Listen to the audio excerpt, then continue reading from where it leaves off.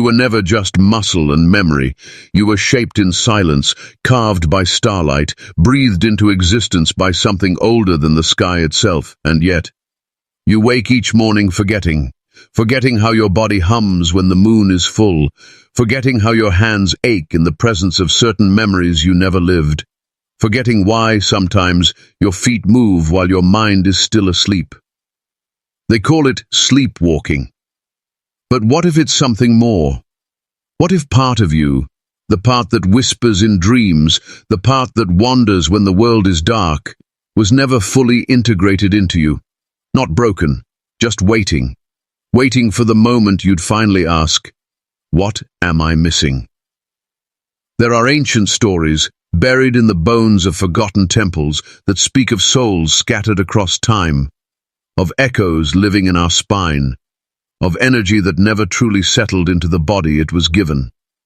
And you feel it, don't you?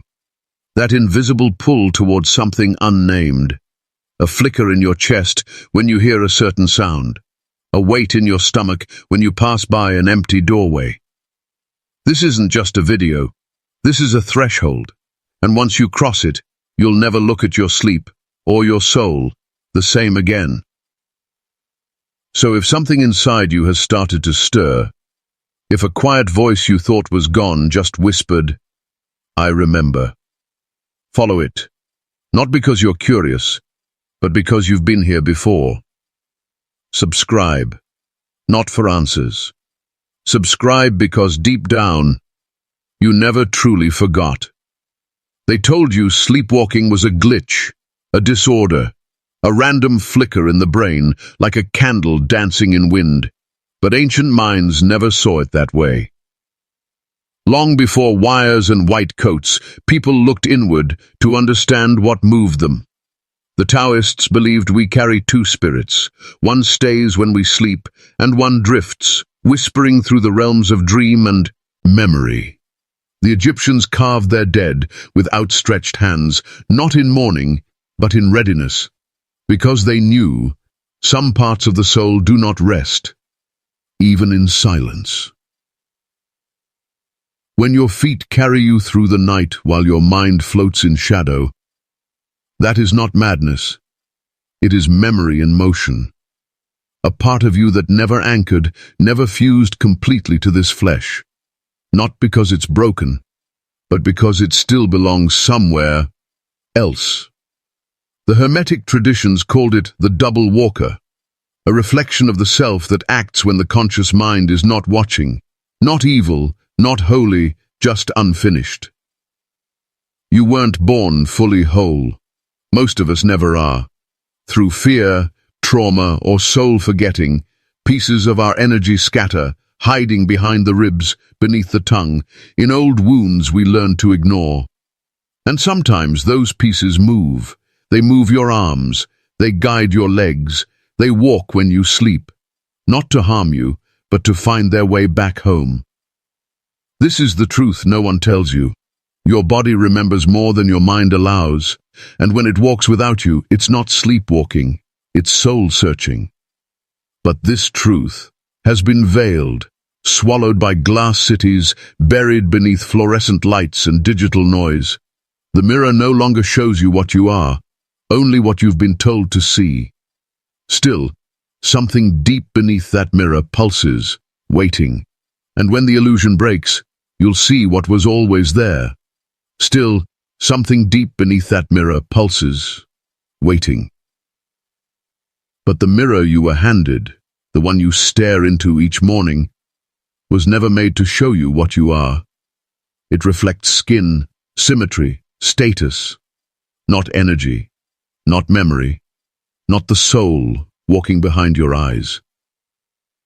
This is the illusion, that you are whole because you function, that stillness is laziness, that sleep is escape, that if science cannot measure the spirit, it must not be there. The modern world gave us names: sleepwalker, dreamer, dissociative, disordered. Each label a curtain drawn over the doorway of your truth. We do not listen to the body anymore. We medicate it. We quiet it, we shame its whispers and call them symptoms. But ancient ones knew better. They watched the stars and heard echoes in their own breath. They danced not for pleasure, but to realign the unseen parts of themselves. Now we dance on screens, we light artificial suns, we wake to alarms and wonder why our soul feels absent. The truth is, your mind has been trained to look outward, to the pixels, the programs, the praise, but never inward, where the real movement begins. Because to look within is dangerous, it is to remember, and remembering is rebellion. Plato wrote of prisoners in a cave, chained and watching shadows on the wall, believing the shadows were life itself. What he didn't say is that even shadows have memory, and they stir when truth draws near. You were not meant to be tamed, you were not meant to be explained, you are not a glitch in the matrix, you are the one the matrix forgot. This world doesn't understand when your soul stirs at midnight. It cannot decode a heart that hums to ancient rhythms, so it calls you broken, when really, you're waking.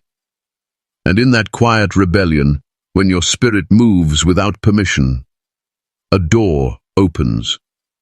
And behind it, a deeper knowing, rooted not in books or screens, but in the energy that made you. You are not just flesh wrapped around a skeleton. You are an instrument made of energy, humming softly beneath your skin. The ancients knew this long before modern science caught up. They spoke in symbols, chakras, meridians, auras, not because they lacked science, but because they felt what we have forgotten, that the body is not a machine, it is a song. And when parts of that song go silent, something else takes over. Science calls it the bioelectric field, a faint, electro-magnetic pulse that surrounds and flows through you. Every heartbeat, every breath, every emotion emits frequency. And those frequencies are not random. They resonate, they remember, they can become trapped. Have you ever walked into a room and felt something off? That's not paranoia. That's your nervous system tuning into the energy around you, like a radio catching whispers between the static. Because your heart is a tuning fork, your spine a ladder of light, and your brain a sacred antenna constantly broadcasting and receiving. Now imagine this. What happens when that antenna is bent, misaligned, or damaged by grief, shock, or spiritual trauma? It doesn't stop working, it reroutes. It starts acting in strange, silent ways, what some cultures called spirit wandering, and what we now label as sleepwalking. Because not all sleepwalkers are unconscious. Some are simply split. Split between this world and another. Split between the body they live in and the energy that once fully animated it. This is the invisible wound modern life never addresses. We talk about healing the body. We talk about calming the mind. But we forget to ask, is my energy home? Because your energy can leave. It can retreat into old memories, hide behind survival instincts, or hover outside your awareness like a ghost waiting for permission to return. And when it does, it knocks, in dreams, in sleepwalking, in sudden chills, déjà vu, or the feeling of being watched when no one is there. That's not fantasy. That's your own sacred signal, trying to return to the body it once fully danced in. You don't malfunction. You misalign. And the sleepwalking soul is not broken. It is waiting to be tuned. Like an ancient harp buried in the sand, still whole, still sacred, needing only one note to awaken.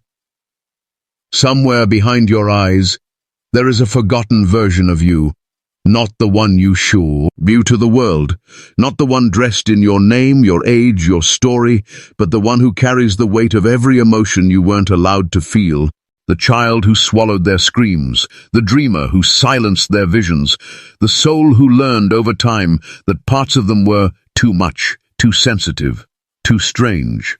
That soul did not die. It became the shadow. In ancient teachings, the night was never just darkness. It was a temple, a sacred space where gods and mortals met in mirrors, in caves, and in dreams. The Egyptians believed that your ka, vital essence, and ba, soul, could leave your body while you slept and roam the other world. Shamans taught that healing comes only when you retrieve the pieces of your soul that were cast out into shadow. So what if sleepwalking is not a problem, but a portal? What if your body walks while your consciousness sleeps because something deeper wants to move, something trapped, something ancient, something yours? The shadow self doesn't come to harm you. It comes to remind you of what you left behind. That anger you hid for peace, that grief you buried under laughter, that power you gave away so you'd be loved. Each night you sleep, the gate opens, and the unhealed self tries to speak, not in words but in movement, in restlessness, in ritual. And yet we fear it, because we've been told the shadow is dark, but darkness is not evil. It is simply where the truth waits, unseen. Carl Jung once wrote, "Until you make the unconscious conscious, it will direct your life, and you will call it fate." So many of us are haunted, not by ghosts, but by the unlived lives inside us. To meet your shadow is to reclaim your power, to forgive the parts of you once exiled, to welcome your own wilderness back home. And sometimes it knocks not through thoughts, but through footsteps in the hallway, through your body walking while your mind sleeps. It's not madness, it's a message.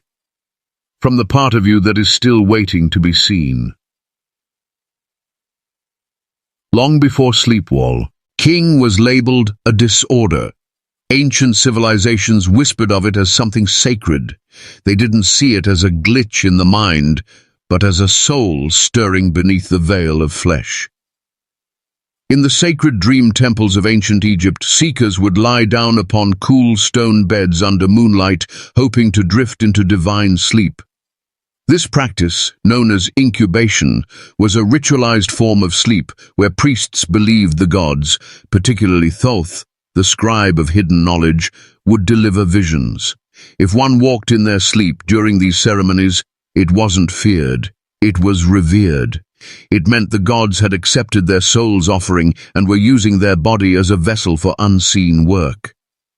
Across the Aegean Sea, in the ancient healing sanctuaries of Asclepius in Greece, people entered induced dream states as a spiritual remedy. Sleepwalkers were guided gently by temple attendants as if they were walking the threshold between this world and Olympus. What we now call wandering in sleep, they call divine locomotion, the soul temporarily stepping beyond its human contract. Further east, in forgotten Himalayan foothills, early Hindu mystics believed that sleepwalking was the soul's way of realigning karma.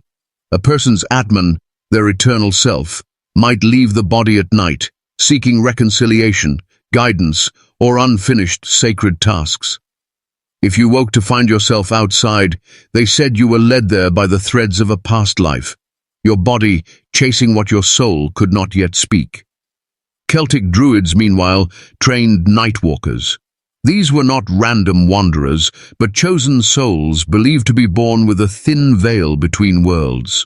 Through chant, fire ritual, and dream fasting, these individuals would enter sacred trances and rise from their beds under moonlight to receive messages from the other world.